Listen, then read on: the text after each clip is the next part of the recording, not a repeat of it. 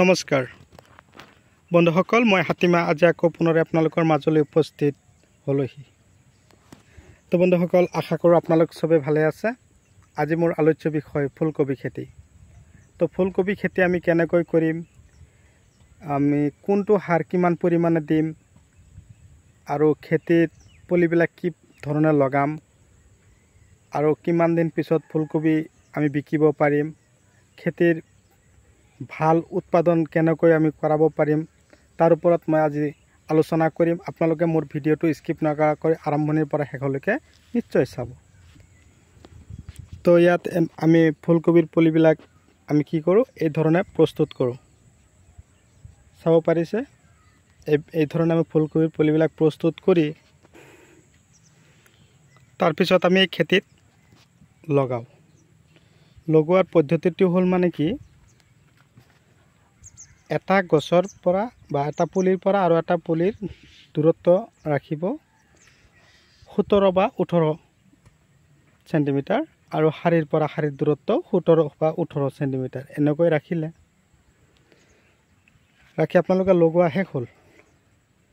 ফুলকবি খেতিৰ যতন যে ল'ব কেনেকৈ, এই খেতিটোত ফুলকবিৰ গছবিলাক কিন্তু এনেই হোৱা নাই, ইয়াক যথেষ্ট পৰিমাণে যতন কৰা হৈছে।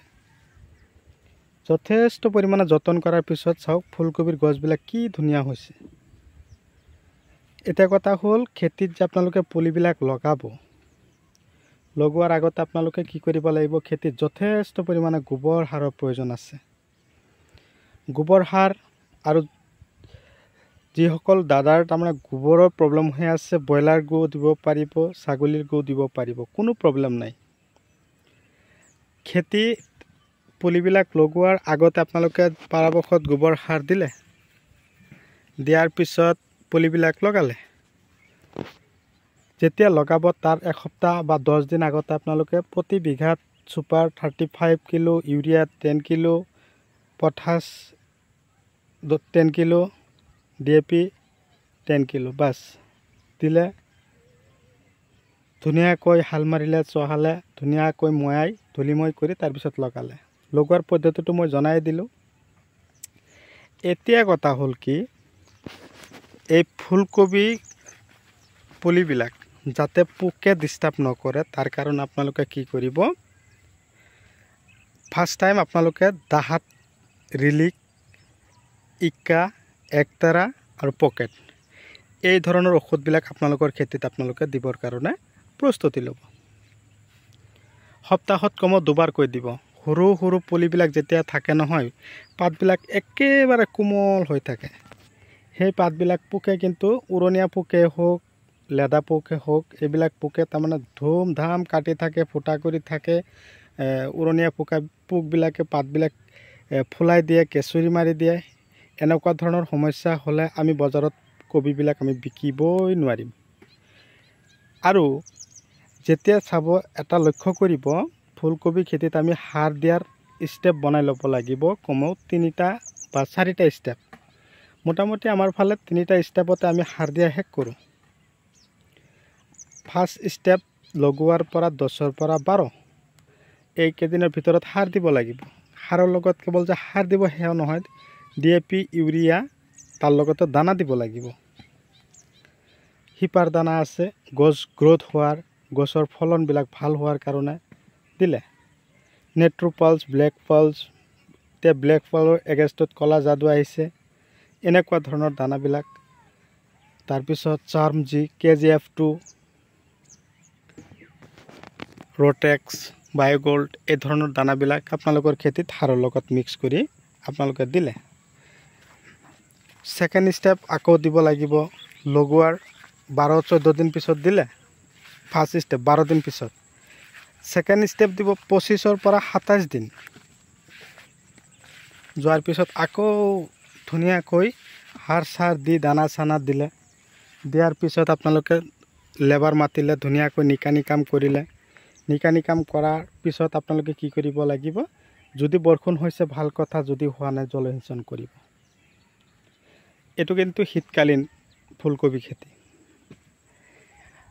এতিয়া থাৰ্ড ষ্টেপ, তৃতীয় ষ্টেপত মই কৈছোঁ তেতিয়া আকৌ দিব লাগিব দানা ঔষধ সাৰ দিয়াৰ পিছত আকৌ নিকানি কাম কৰক কৰাৰ পিছত চাব পাৰিছে নাঙলেদি কি ধুনীয়াকৈ মাটি দিছে গছৰ গুৰি গুৰিত মাটি উঠাই দিব লাগিব উঠাই দিয়াৰ পিছত কিন্তু ইফালে বৰষুণ পাইছে চাওক গছৰ গ্ৰোথ কিমান ধুনীয়া হৈছে এতিয়া ফুলকবি যদি গছৰ গুৰিত আমি মাটি নেদেও গছৰ গুৰিৰ পৰা মাটি দিয়াৰ লগে লগে নতুন নতুন শিপা ওলায় আমি শিপাৰ দানা যে দিওঁ শিপাৰ দানা দিয়াৰ লগে লগে ৰাসায়নিক সাৰৰ লগত মিক্স কৰি দিয়াৰ লগে লগে গছে নতুন শিপা দিয়ে সেই শিপাবিলাক যদি গছৰ গুৰিত আমি মাটি দি দিওঁ সেই নতুন মাটি যেতিয়া গছৰ গুৰিত গৈ পাব তেতিয়া আকৌ গছে নতুনকৈ শিপা ওপৰৰ পৰা এৰিব তাৰমানে কোন ঠাইৰ পৰা এৰিব মই আপোনালোকক দেখুৱাই দিছোঁ এই চাওক গছৰ গুৰিত মাটি দিয়া হৈছে ঠিক এই মাটিটো আঁতৰাই দিলে চাব পাৰিব ইয়াৰ পৰা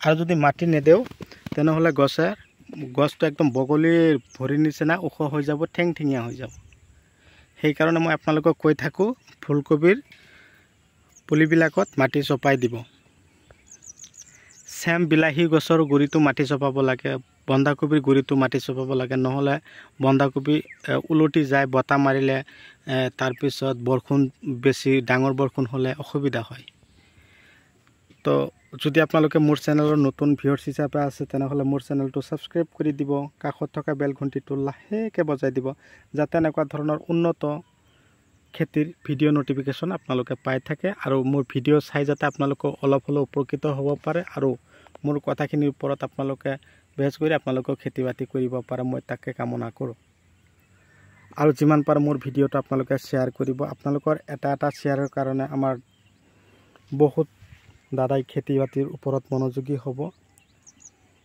তো মই এটা কথা কওঁ ফুলকবিৰ গছবিলাক আপোনালোকৰ এনেকুৱা হৈছে ভাল কথা এটা কথাই লক্ষ্য কৰিব উৰণীয়া পোকে যাতে ডিষ্টাৰ্ব নকৰে আৰু এই ঠিক ফুলকবিৰ গছৰ বা পুলিবিলাকৰ এই মাজত যে একদম কোমল পাতবিলাক চাইছে এই পাতবিলাক যাতে পোকে নাখায় তাৰ কাৰণে এইটো সপ্তাহত যদি পকেট দিছে সেকেন্ড সপ্তাহত আপোনালোকে গ্ৰেচিয়া থাৰ্ড প্ৰফেক্ট সুপাৰ দাহাত এইবিলাক উলট পালটকৈ দিয়ে থাকিব লাগিব তাৰপিছত পচলা যদি পাইছে ফাংগিচাইড তেনেহ'লে লখন্দি স্প্ৰে কৰিব পাৰিব এই ধৰণৰ ঔষধবিলাক যদি আপোনালোকৰ খেতিত দি যাব পাৰে আৰু যেতিয়া ফুলকবি ওলাব তেতিয়া ব্ৰাছ স্প্ৰে কৰিব ফুলবিলাক একদম পুৰা চিকচিকিয়া হ'ব আৰু যদি খৰাং বতৰ বেছি হৈ যায় তেনেহ'লে এই এনেকুৱা ধৰণৰ যে নাঙল টানি দিয়া হৈছে নহয় চাওক এইটো ওখ মূৰৰ পৰা পানী দিয়াৰ লগে লগে ইফালে গুচি আহিব হোণ্ডা লগাই বাছ পানী দিয়া আৰম্ভ কৰিলেই হ'ল ভিডিঅ' চাই কেনে পাইছে কমেণ্ট কৰি জনাবলৈ নাপাহৰিব বিশেষ আলোচনা নকৰোঁ যিকেইটা কথা কৈছোঁ তাৰ ওপৰত ভিত্তি কৰি আপোনালোকেও খেতি কৰক সফল হওক তাৰে কামনা লৈ আজিৰ ভিডিঅ' এইখিনিতে সমাপ্ত মাৰিছোঁ আজিৰ এই ভিডিঅ' চোৱাৰ পিছত আপোনালোকৰ কোনটো খেতিৰ ভিডিঅ' লাগে মোক কমেণ্ট কৰি জনাব বুলি আশা ৰাখি বিদায় লৈছোঁ বাই বাই